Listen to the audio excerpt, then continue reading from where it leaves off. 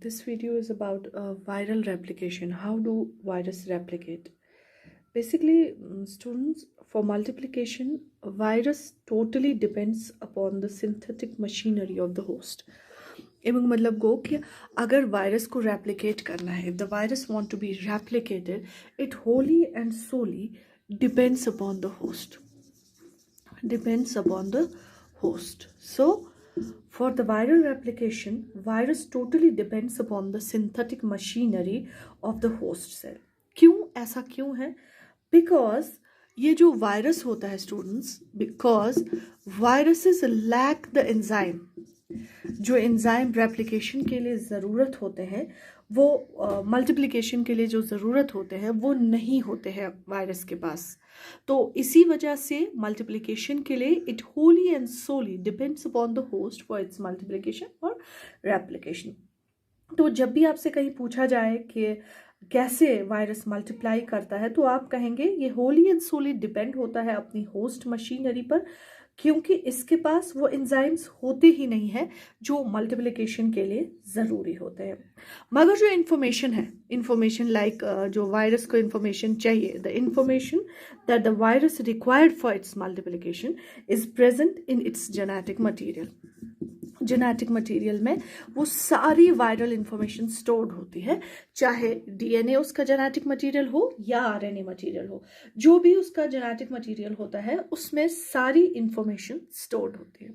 So students, in the nutshell, virus को multiply करने के लिए for the multiplication of the virus totally depends upon the synthetic machinery of the host cell. एवं मतलब को कि वायरस जो totally depend as a host पे multiplication. Why? Because virus lacks the enzymes which are required for multiplication. जो multiplication के लिए enzymes required होते हैं वो वायरस के पास होते ही नहीं है. मगर जो information ज़रूरत है वायरल multiplication के लिए वो उसके पास बाज़ाब्ता मौजूद होती है वायरल न्यूक्लिक एसिड में. या डीएनए होगा या आरएनए होगा, जो भी कोई न्यूक्लिक एसिड होगा उसमें इंफॉर्मेशन बराबर होती है. ठीक है स्टूडेंट्स, अब जो वायरल मल्टीप्लिकेशन साइकिल होता है it has been divided into the into the points. इसके कुछ पॉइंट्स होते हैं कैसे ये मल्टीप्लाई करता है. पहला पॉइंट जो होता है that is called as attachment.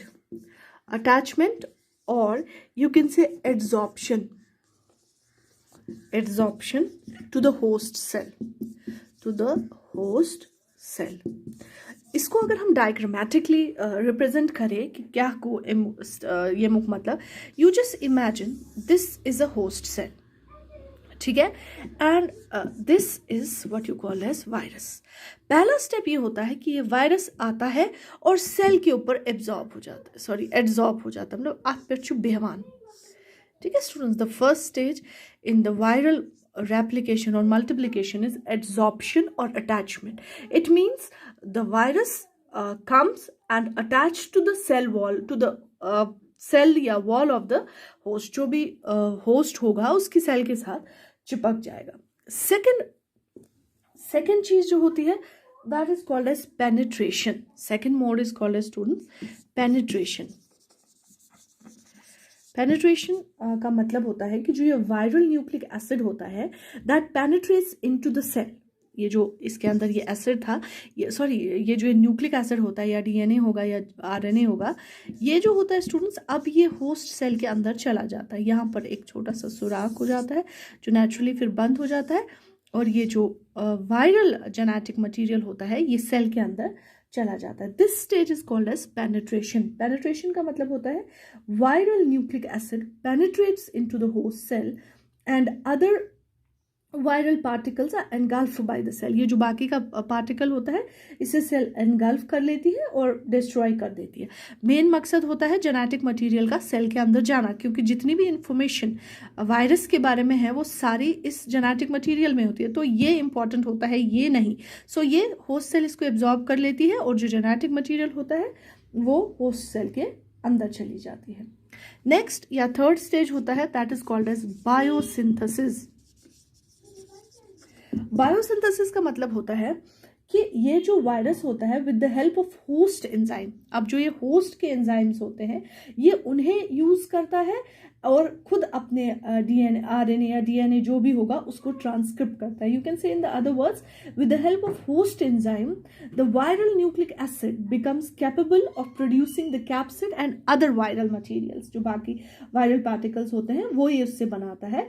और इसी स्टेप में, in this step, transcription of जो ट्रांसक्रिप्शन होती है वो हो जाती है. That means formation of DNA from RNA, of mRNA और from viral RNA nucleic acid. तो बायोसिंथेसिस का मतलब होता है कि अब ये होस्ट की मशीनरी को इस्तेमाल करता है, अपनी डीएनए को रेप्लिकेट कराता है होस्ट डीएनए के साथ. This stage is called as biosynthesis. उसके बाद फोर्थ स्टेज होता है, that is called as maturation. The fourth stage is called as maturation. Maturation का मतलब होता है अब जब after the formation of the viral particles, assembly of the viral particles take place. जब सारी चीज़ असेंबल हो जाए अपने अपने वायरल. फॉर एग्जाम्पल मैं आपको इसे बता रही हूँ, ये है डीएनए, यहाँ पर कैप्सिड बन रहा है. मैच्योरिटी का मतलब होता है कि जब ये कंप्लीट हो जाए, लाइक ऐसे करके फॉर्मेशन हो जाए अब होस्ट सेल के अंदर, this is called as maturation. Maturation means जो ये सेग्रीगेटेड फॉर्म में था, जो ये अलग था, न्यूक्लिक एसिड, कैप्सिड वगैरह जो अलग था, वो अब मच्योर हो गया और एक कंप्लीट वायरस बन गया. This stage is called as maturation. पहले हमने शुरू किया अटैचमेंट और एड्सॉर्प्शन से, उसके बाद हमने किया पेनिट्रेशन, पेनिट्रेशन के बाद बायोसिंथेसिस, बायोसिंथेसिस के बाद मैचुरेशन, और अल्टीमेटली जो फिफ्थ और लास्ट स्टेज होता है that is called as release.